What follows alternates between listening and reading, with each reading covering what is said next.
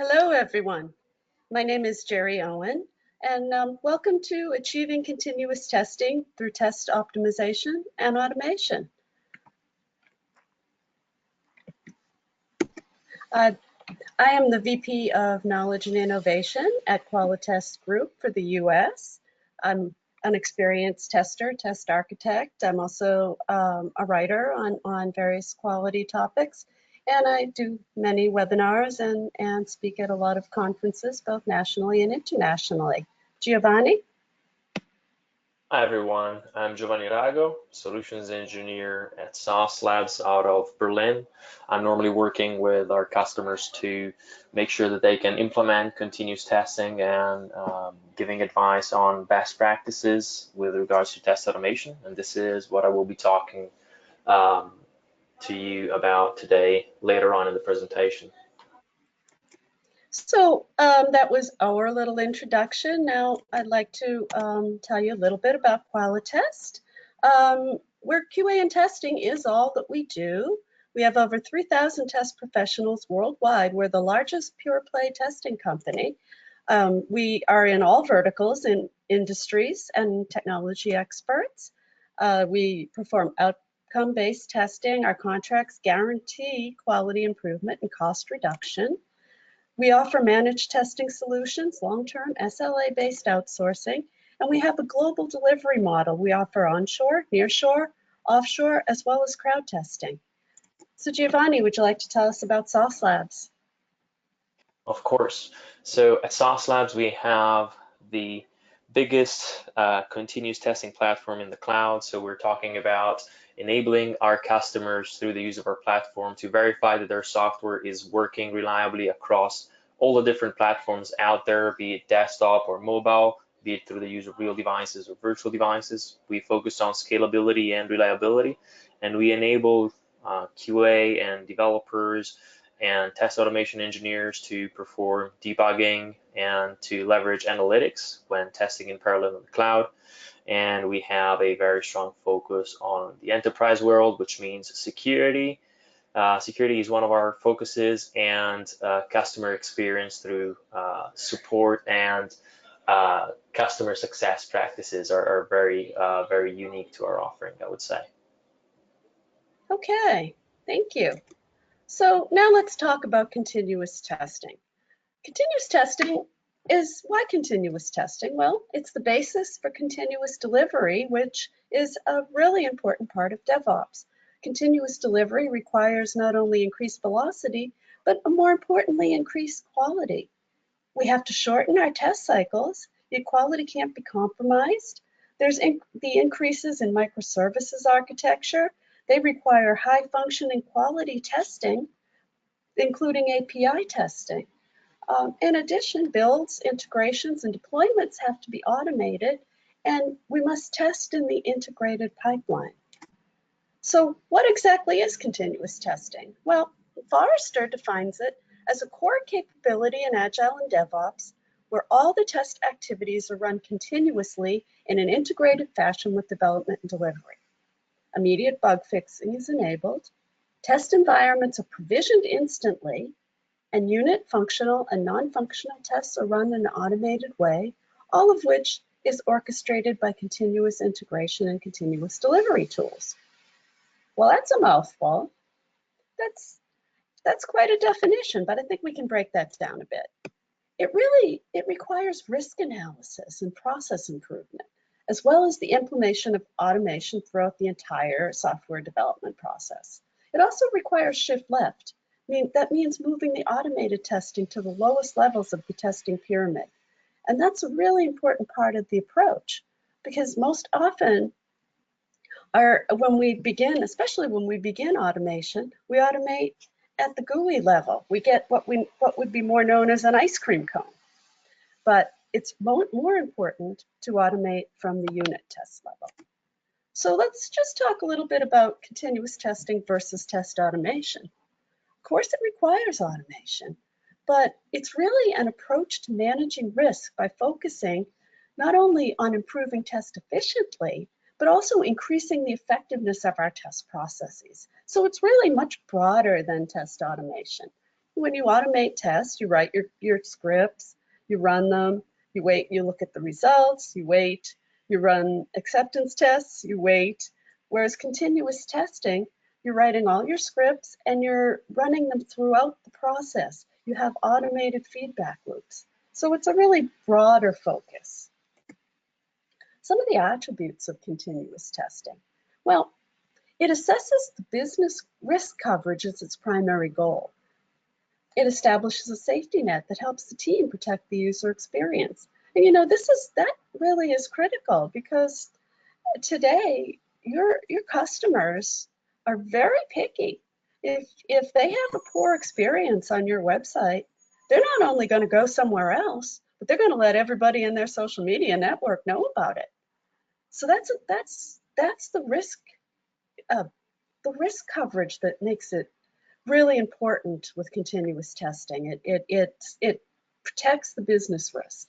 It also requires a stable test environment to be available on demand, needs to integrate seamlessly into the software delivery pipeline and the DevOps tool chain, and it delivers actionable feedback for each stage in the pipeline. And that's really important too, because that's how you get the velocity. You have to have your feedback, and you need your feedback when it's important so that you can make a decision. You can't be waiting to make decisions because you don't have the right feedback. So how does it minimize business risk? Well, in continuous testing, we minimize the business risks through not only test optimization, but automation throughout the continuous delivery pipeline. So now let's talk a little bit about test optimization. First, test optimization is an ongoing process. It's not one of those things where you can look at your automation suite with thousands of test cases and then go through the optimization process. Okay, we're done. It's continual. In continuous delivery, features in your code are changing so fast that a test that was important today might be obsolete tomorrow. So you select the tests, but you need to track them to the features. That's the only way you're going to know that your tests are out of date or perhaps need changing. Then you need a periodic cleanup. In order to keep the velocity up, you need to have your test suite be as small as possible, yet provide the greatest coverage. And that requires continually cleaning up.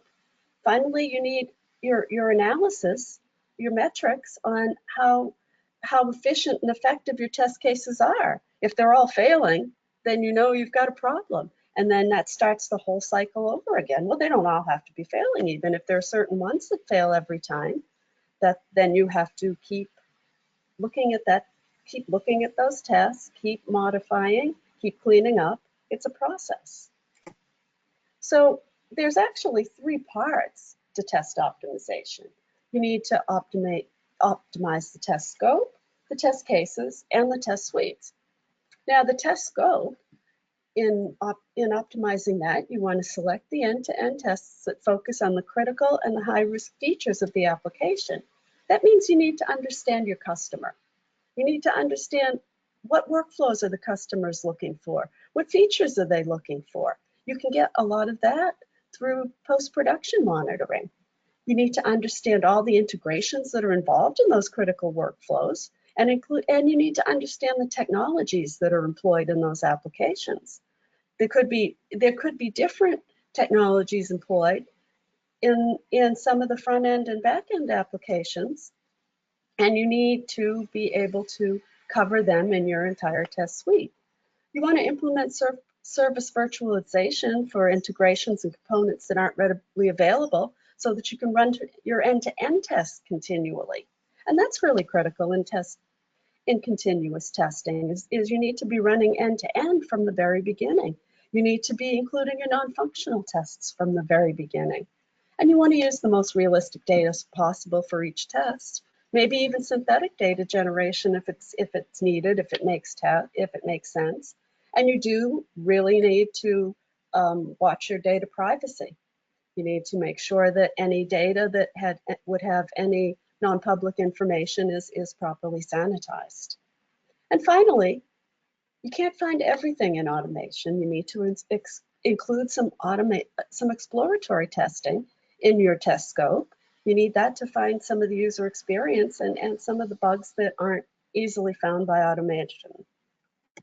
Now, to optimize the test cases, the individual test cases should, and I think Giovanni will talk about this more when we get to automation, but you need to focus on the functionality that they're validating. You want our tests need to validate something, and they want to validate the functionality that is really important in each build, as well as the regression around the changes.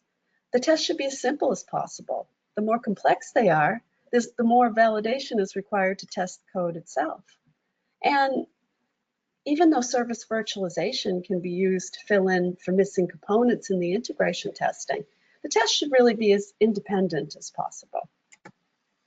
Now, to optimize the test suite, here's where we're looking at our entire suite of tests, whether it's our regression suite or our suite that we've chosen for a particular release. It's the same principles to optimize them. So we need to include test cases that validate high-risk areas in the code. We need to include test cases that validate high-risk features, business-critical features. And we need to include test cases that validate the critical workflows. And we don't need to include anything else. And we want to use, and again, Giovanni will talk more about this, but we need to use functional automation tools to create multi-purpose scripts. We want to make sure that our tool offers us cross-platform browse testing, cross-browser testing, and if possible, we should even be able to get some performance statistics during our automation tests. All of this increases velocity. So now I'm going to hand it over to Giovanni, and he's going to talk to us about test automation and continuous testing.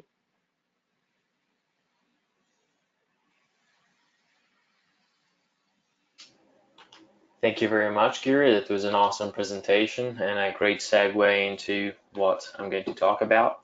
So what I want to talk to you all about now is, well, basically I want to take the conversation down one level and really zoom in on the test automation aspect of this whole continuous testing, broader continuous testing topic. So I'm going to go through a few different points, and they're not all tightly linked. It's more of a collection, let's say, of, I would say, best practices and hard-earned lessons, or hard-learned lessons, excuse me, in test automation, and hopefully you can get some value out of that.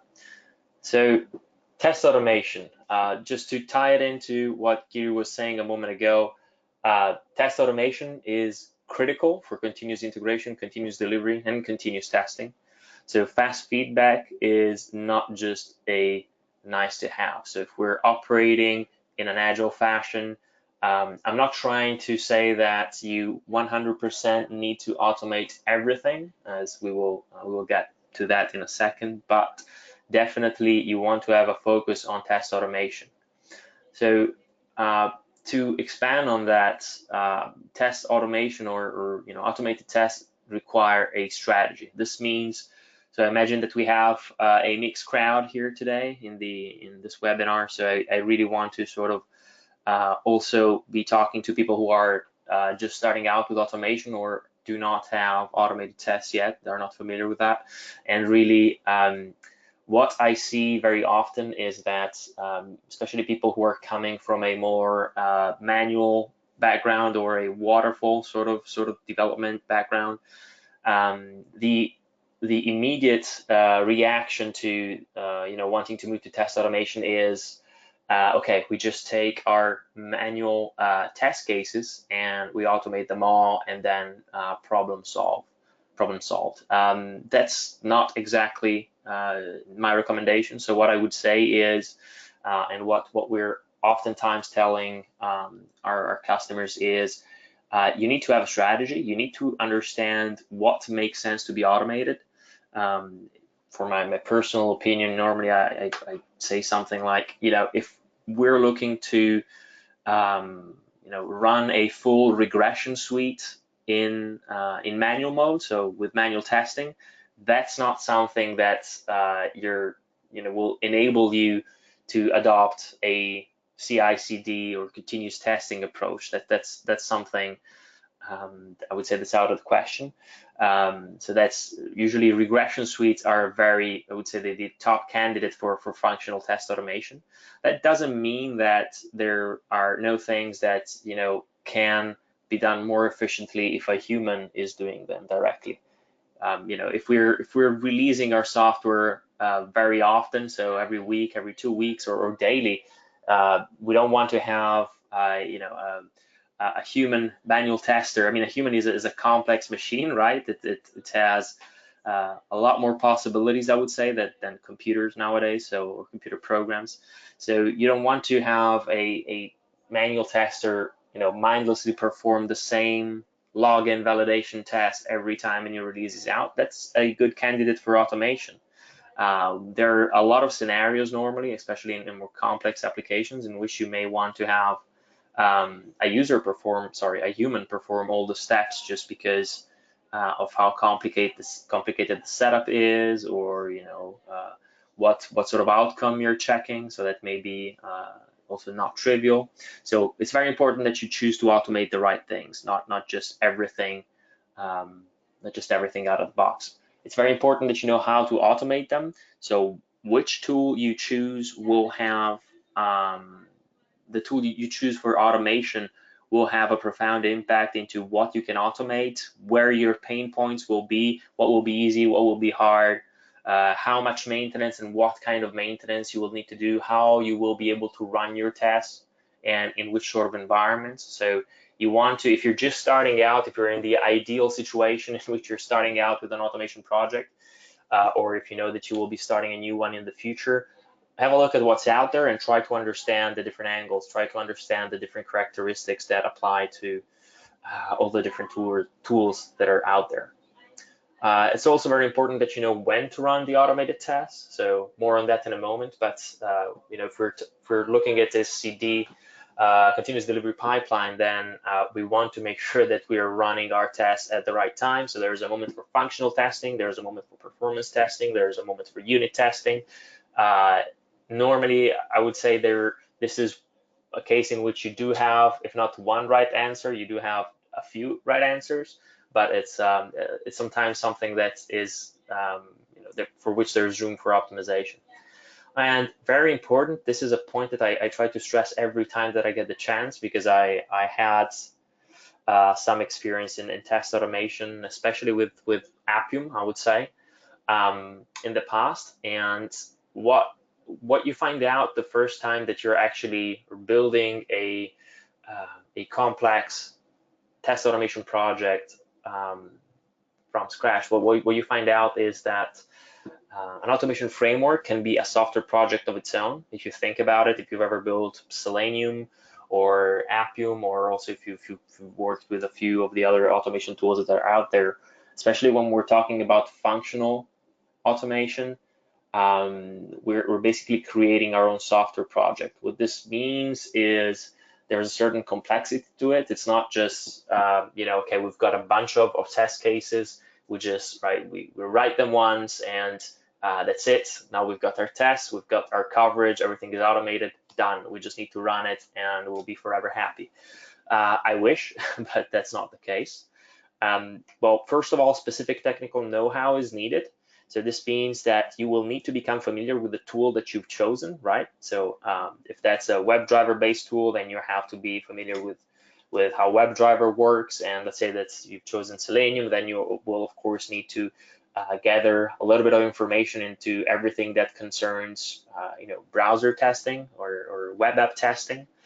And very, very key here is maintenance needs to be accounted for. So these scripts that you're creating, if you want them to be valuable over time, over the course of weeks, months, and years, then you need to spend some time every time the system under test, let's say a mobile application, web application, whatever you're testing, each time this test target changes, and a change could be just as simple as an element being moved in the UI or removed and changed. then you need to make sure that this change is reflected in your test script. Otherwise, your test script will not be reflecting that UI, for example, or that application, and it will become meaningless. It will fail, but it will not mean anything because it's not really set up to test that specific application. Of course, there's some specific things for test automation, but as an automation framework can be a software project of its own, good software engineering practices apply. So everything that you know about software engineering and building software right also applies to your own testing framework. Very important, I want to take a small detour here to just introduce how to create dependable, consistent, and reproducible tests. So tests that don't surprise you, let's say, because of some tangential reason. So this is very key into building trust into your framework and having meaningful tests and test results. So very important, the test environment, so wherever you're actually executing these tests, should mimic the production environment to the highest degree possible. This means, if we're testing our staging, let's say our staging environment, if we have a staging version of our web app, we want the environment in which this is hosted to be, of course, ideally would be that everything is identical to what the end user, as in his or her hand or in front of his or her eyes, but that's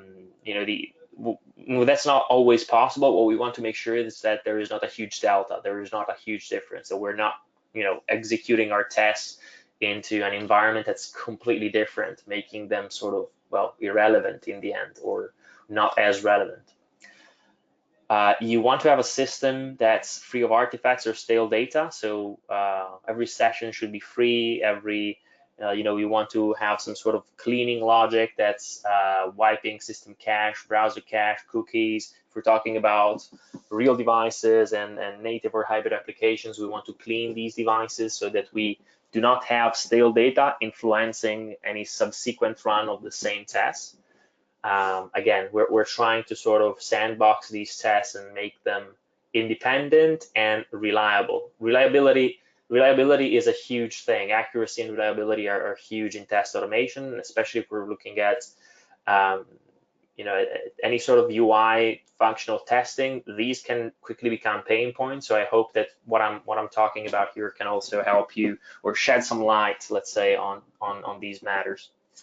So you also want to make sure, last but not least, that of course both the system from which you're kicking off your test and the system in which the actual automation is taking place have enough resources to do what they need to do. So bandwidth and memory and just sheer computational power. And this becomes very important when you are, for example, if you're, let's say that you're running some WebDriver based tests, so say Appium or Selenium. If you're running a high number of simultaneous threads, so many sessions at a time, you want, of course, to have everything that you need so that the machine you're kicking your test off of does not quickly become a bottleneck. So we also have to keep in mind these points. And now to my favorite topic. So beware the maintenance overhead. This is a huge deal in UI testing. Basically, as I was mentioning before, when we're writing our test scripts, we need to understand that this is not a write once and fire all the time sort of deal. We want to maintain, and we have to maintain our test scripts to keep them relevant. The problem is the maintenance overhead of keeping these scripts up to date can explode if it's not managed carefully. There is, I think we could have a 2-hour webinar, and normally we do have a couple of hours talking just specifically about this topic. This is huge. But yeah, to keep it short, you want to really invest into understanding what the best practices are around keeping a test framework, test infrastructure easily maintainable, let's say. It's all about keeping the cost of maintenance, the human cost, especially at a minimum. So There's, for example, if you want to make a really practical hint, I always recommend that you write your test whenever you're using WebDriver. Make sure that you're using something like the page object model or pattern. That's at its core, I guess you could define it as a design pattern. There's also the screenplay pattern. It's a slightly different approach, but also very valid. And these are really ways to I'll say architect or organize your test framework so that you sort of have loose coupling and are not, you don't have to duplicate code, and you do not run into any surprises when it's time to make these tests once again current. Anyway, in general, I would say every good software development practice still applies. So yeah, go for loose coupling and high cohesion every time you can, and try to sort of think about things so that they're future proof. You don't want to set yourself up for endless hours to just spend changing selectors and doing the dirty work. You want the framework to let's say multiply your own power and sort of do the heavy lifting for you down the road. So how do we enable better testing? So as Geir was saying before, we're talking about keeping up speed. We need to strive to build up speed whenever we're talking about continuous testing and continuous delivery. So and this was exactly what Geir was talking about a moment ago. You want to have monitoring and analytics in place to make sure that you're actually getting good data or good feedback, so that you can actually make the right call down the road. So for example, if you can monitor test performance over time, this is a great way to actually improve your testing as you scale up. So it's very important, of course, to measure, and this should have been maybe another point here, accuracy. So test reliability is huge. But I see oftentimes people are sort of monitoring how flaky their tests are over time, but you also want to check performance. So tests can become slow for different reasons. You want to make sure that you're keeping them lean and running quick. Otherwise, if things can pile up, and all of a sudden your suite is now taking an insane amount of time to run, and it's slowing everything down. So try to gather the data that you can use to help yourself down the line. Leverage parallelism whenever possible. So if I need to run a lot of tests, it's better to run them at the same time than sequentially. That goes without saying. And in this case, this turns out to be a hard requirement whenever you have a substantial number of tests and you want to deliver faster, right? So in continuous delivery, I would say this becomes, instead of a soft requirement, a hard requirement. And last but not least, fast test suites mean more testing, better QA. So you want to put yourself in a situation in which you can run a lot of tests easily, not having to go through a lot of pain to actually verify that the software under test is meeting the expectations that are placed upon it. Trust in your framework is precious. Another very, very important point. So flaky tests produce noise. Noisy builds reduce user compliance. So what am I trying to say here? So let's make a quick experiment here. Imagine that I am a test automation engineer. I have started out building a small testing framework. I've just read about, let's say, Appium, and I'm testing my mobile application nightly, maybe, or whatever. It really depends, right? But at its core, I'm running some Appium tests, and the first time I actually execute my suite, turns out there's a few tests running red, so the build is also running red. Okay, fine, great. This means we caught something. We got some regression. Let's check it out. I spend 2 hours investigating my tests, and lo and behold, the test failed due to reasons that had nothing to do with the actual application under test. I say, well, okay, at least the application is fine. No problem. Okay, let's pretend this is green. This happens a second time, and then I'm like, okay, let's check it out again. It's not about the application, no defect. Okay, little bit disappointing, but let's go on. After 10 times that this has happened to me, I will have lost trust in my framework, in my test. I will see them red, and my first idea will be to, or first impulse will be to say, okay, this probably means nothing because the last 10 times I checked, no regression was there. So, I mean, let's just pretend that this is green and then not even look at it. And, what happened here is that the trust in our framework has been eroded, and this completely devalued our framework. Those tests are there, we put effort into writing them, but somehow now we're not even willing to take them seriously. So you don't want to get yourself in that situation. There are ways, of course, to keep, so that I would say the key here is reliability, right? So if you want your test to be reliable, this means you want to build a test framework following best practices and to reduce flakiness. And very much important is flakiness is not only determined by your own tests, can also be very much determined by the environment that you're running them in, by the infrastructure that your virtual machines, real devices, emulators, simulators, whatever you're using are running on. So you want to make sure that that is very, very solid. An automation-friendly SUT, a system under test, makes a big difference. Get your developers to help out. This means sometimes, it may happen that you have automation engineers on one side and developers on the other, and all the testing is done by the automation engineers. And what the developers don't know, because no one actually went out to them and explained this to them or asked nicely, is how the app is actually created can make a huge impact into how easy it is to test. And oftentimes, I'm going to bring up the stupidest example that everyone already knows about, is if you're trying, well, at least everyone who's played around with Appium enough, if you're trying to select an element in the UI of your application, there is a very simple and efficient way of doing this using Appium, which is referencing this element using its resource ID on Android. That's very easy. The problem is the ID has to be assigned. So this is something that the developer who's working on the application can do. It takes just 5 seconds. And this can save the automation engineer down the road actually way more than that. So, a little bit of cooperation there goes a very, very long way. So get your developers on board, ensure they understand that they can really simplify your life, and they can make an app that's also easier to test.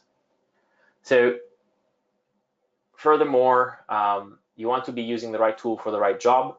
I would say, apart from specific, this is sort of very dependent on the use case. So there are use cases in which you may want to use a functional testing tool for performance tests. That sometimes it makes sense.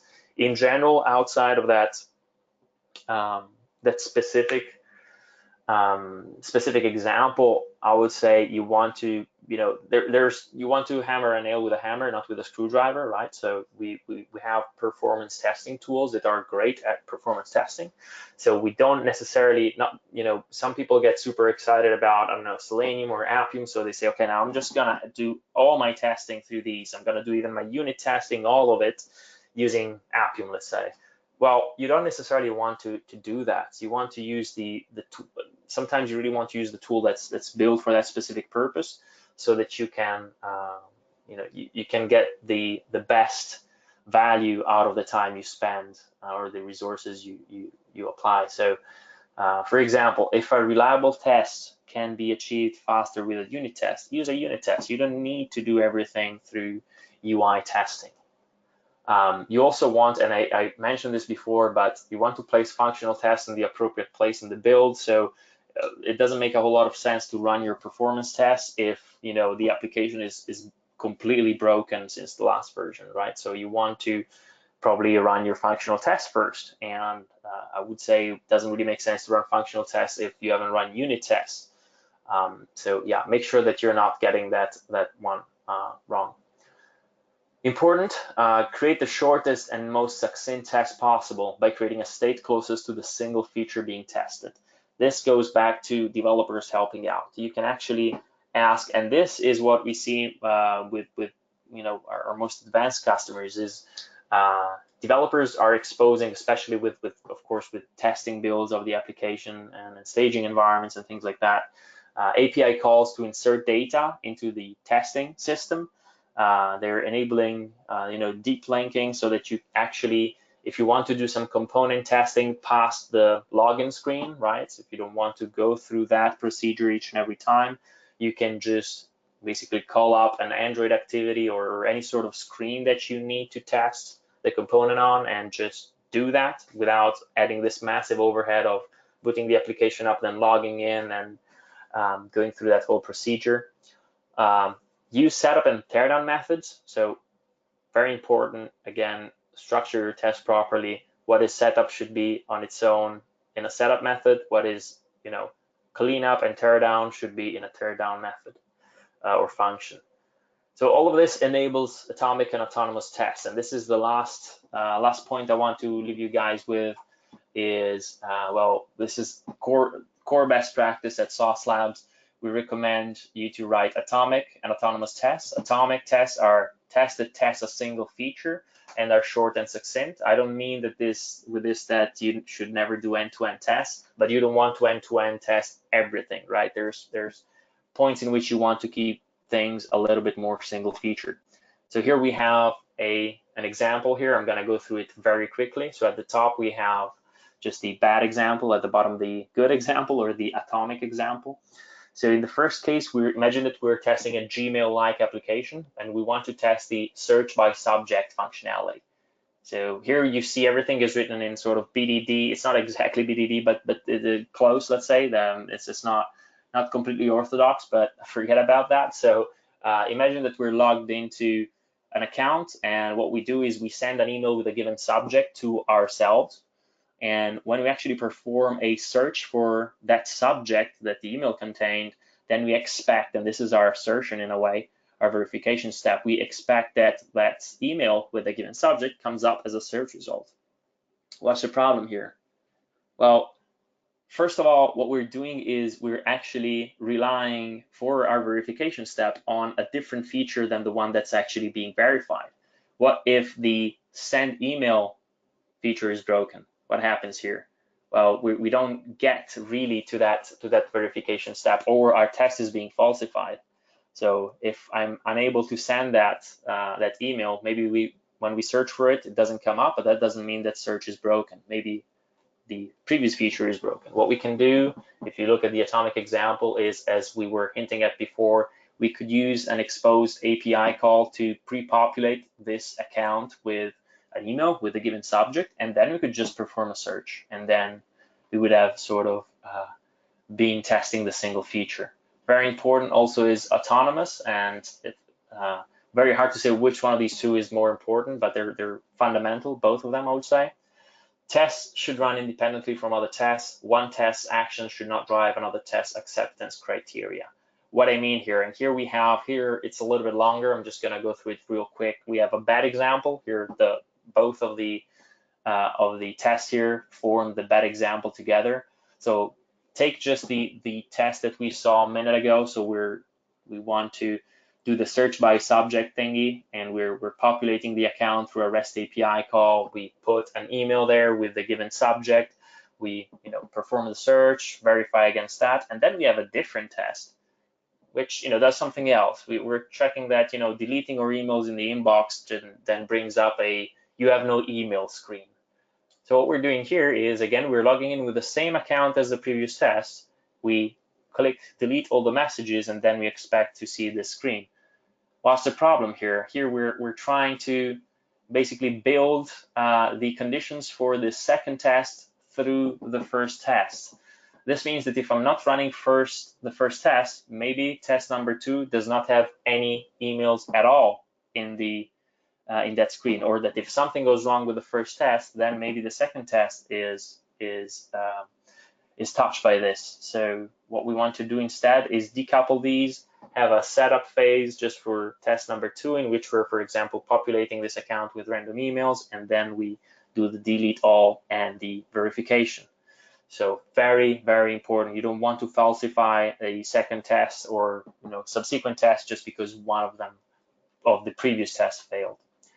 So very important, the benefits of these practices, they make tests easier to debug and maintain because they're concise, less complex. And because they're autonomous, that means low coupling is basically ensuring that tests are sandbox. You don't have cross-test dependencies that also make things harder to maintain down the road.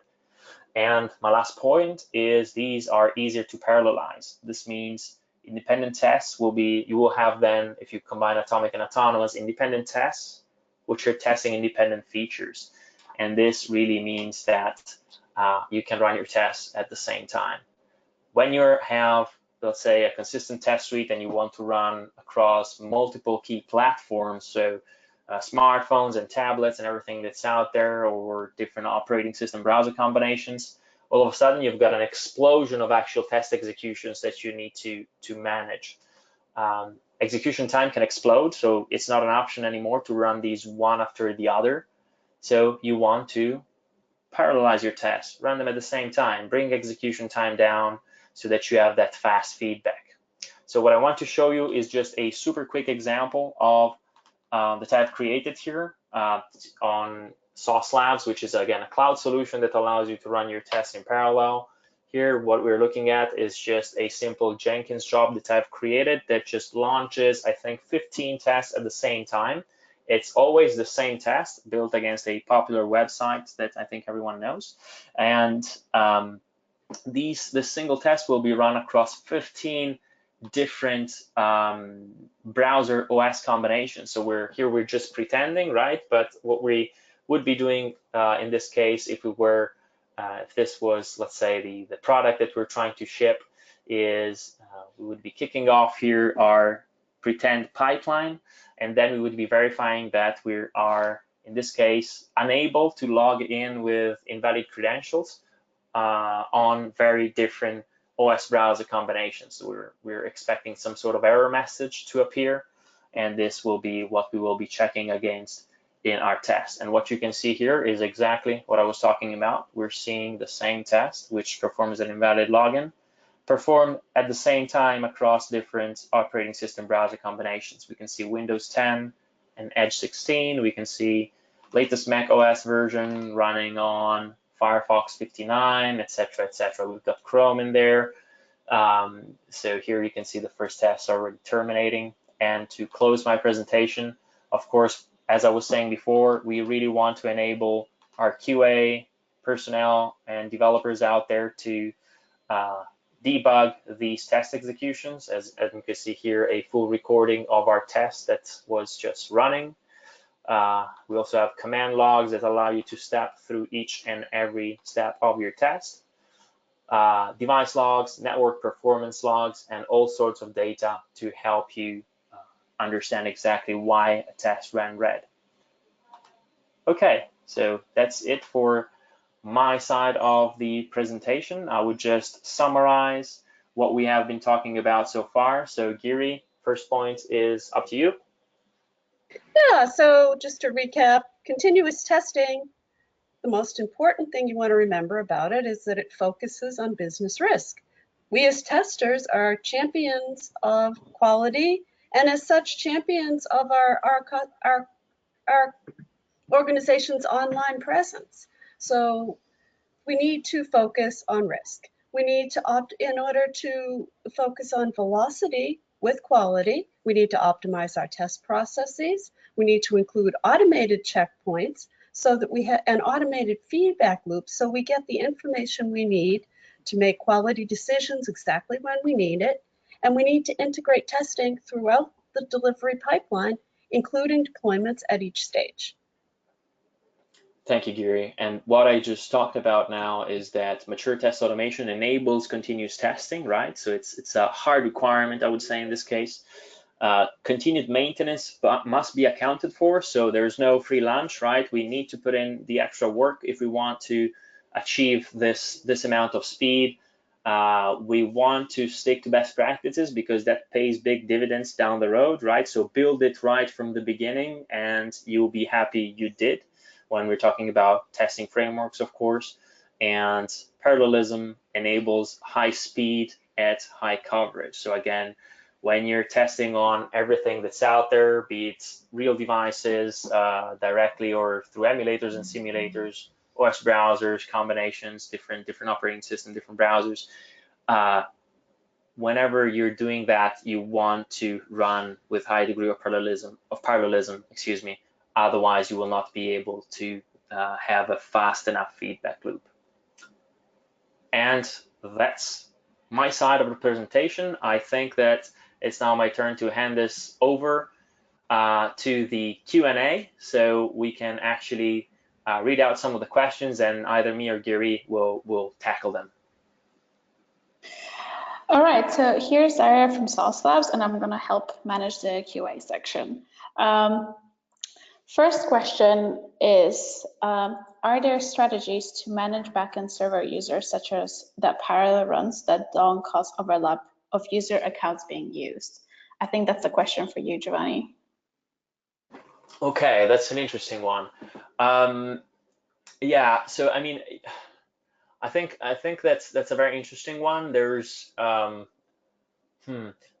I don't know if this was specifically about concurrent access to the backend users, or if it was something else, but I definitely believe that, and this sort of ties into what I was talking about in my presentation.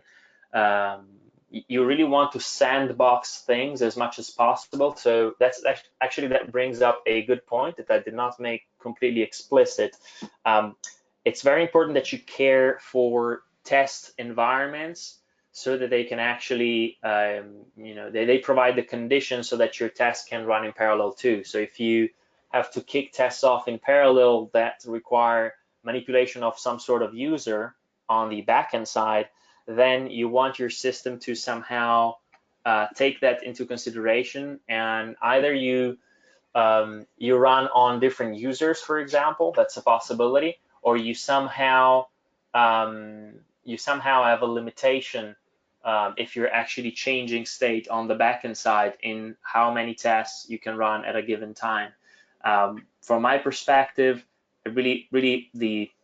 if that was not clear enough from the presentation, you need to remove any possible obstacle to running in parallel. So if this means that you need to add some sort of setup to the single method that then creates a new user on the backend each time, again, an API call basically into your system, you definitely want to take a look at that. And if that's the case, definitely implement it, because that, again, pays dividends as you're scaling up and you're running, you have more tests that need to run in parallel and they need more users, and this all needs to happen at the same time. Hopefully I tackle that. Could be a question that takes some more time. All right, another question, I think, to Gary. If we are moving to continuous testing, does this mean we should focus on test module level testing? Well, I think that it really is for modules. Well, yeah, as far as optimizing your tests, you would want to do that. I think what the more critical thing is to optimize your test automation such that you get away from that ice cream cone, so that you don't have all of your testing, and not just automation, but even your exploratory testing. You want the bulk of your testing as early as possible in the process. So you really want a pyramid rather than an ice cream cone. You want to make sure that you're getting you're doing a lot of feature testing in unit. You're testing your integrations and components as soon in the process as possible, and using service virtualization so that you can get that end to end really early. Okay, Giovanni, when it comes to test automation, what are some reasons for failure in your experience? Okay, that's an interesting one. There's multiple ones. I would go back, to be honest, and this is why this shines some light on why I say that the maintenance overhead is what I always bring up, and that you really need to find out a way to manage that early on. One big problem that I saw recently out there, so this is true story, is I saw this was with one big customer that we were working with, and they had already a lot of scripts in place, which was definitely an interesting thing. And we actually had to take a look at their framework. I was taking a look at this framework, and it turns out that unfortunately what happened was this probably evolved quickly when there was a sort of a low level of know-how internally about test automation best practices. And what happened was really, well, basically, to make a long story short, this was one big file containing, I think, 22,000 lines of code, which of course, everyone who knows anything about software engineering best practices knows that that's always an anti-pattern. That's always something that you want to avoid. And so while these tests could work under certain conditions, to maintain them and change them and troubleshoot them, to understand why one of them was failing intermittently, this was a nightmare. So again, I know it's sort of a boring thing to talk about, but you want to focus never to get there, because once you're there, it can be an insane amount of work, really, and really boring work as well, I must say.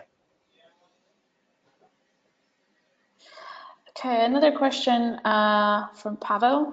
How to CI test related to location of the device? Example, can a user log in from China? I think it's a good use case for Sauce Labs, so maybe Giovanni, you can take that one. Yeah, sure. I mean, here you want to understand, I mean, there's cloud services that make this easier for you, of course.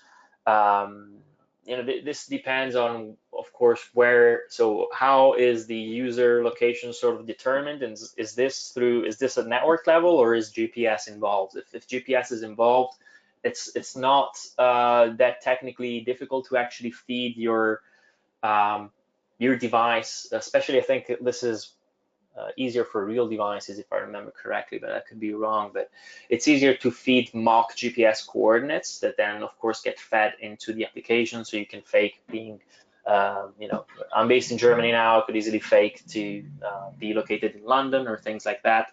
If it's a network level, you have to somehow play with some sort of VPN-like solution, I guess. But that there's plenty of that out there.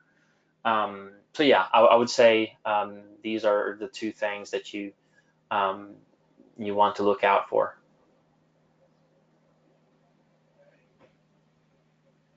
Okay, another question. You've mentioned the automation tool you choose will have a strong impact on the challenges you're facing. Can you provide an example? Yeah, sure. So yeah, actually, this goes, this sort of ties into the automation tools that we're providing at Sauce Labs, for example. So we provide, I would say, two main types of automation tools. We've got on one side these WebDriver-based tools like Appium and Selenium. On the other side, we are expanding our offering now on the native automation frameworks, such as Espresso and XUI test. And these two, actually, I think, yeah, this is a pretty interesting example. We have very different pluses and minuses. And to give you an example of the main characteristics that are different between these two groups, let's take Appium, for example, since let's talk about native application automation. We have to make a choice. We have to either go with Appium or XUI test or Espresso. And well, Appium is cross-platform. If you've got two applications that have an identical UI and very similar user flows, you can even write a single script and have it work on both platforms.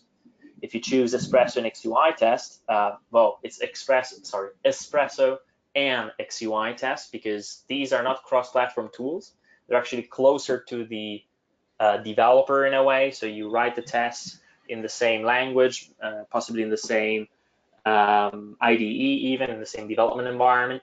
and you fire off the test, sort of by clicking the play button, if you will. So on one side, you've got the cross-platform capability and sort of an additional layer of abstraction if we're talking about Appium. On the other side, you've got something that is closer to the actual application environment. Conversely, Appium tends to be a slower sort of solution when it comes to executing the tests because it's this client-server software, so that added flexibility has drawbacks. When it comes to Espresso and XUI tests, these execute blazing fast. If you, for example, upload your test to Sauce Labs, then everything happens server side, so there's no added latency. These tests are blazing fast. Same if you run them locally, of course. You can already see here we're talking about different languages that you would need to write your scripts in, different approaches from an architectural standpoint. It's huge. There are so many things changing. You really want to choose the tool wisely from the beginning because it will be a completely different world, basically. Thank you, Giovanni. So we are running out of time now, but if you have any more questions, you can send us an email, and we'll be providing you a recording and slides for this presentation up to 2 days from now, so you can be on the lookout for a message from us in your inbox. And thank you all for coming. Thank you, Giovanni, for presenting, and thank you, Jerry, for presenting as well. You're welcome. Thank you very much. Thank you all.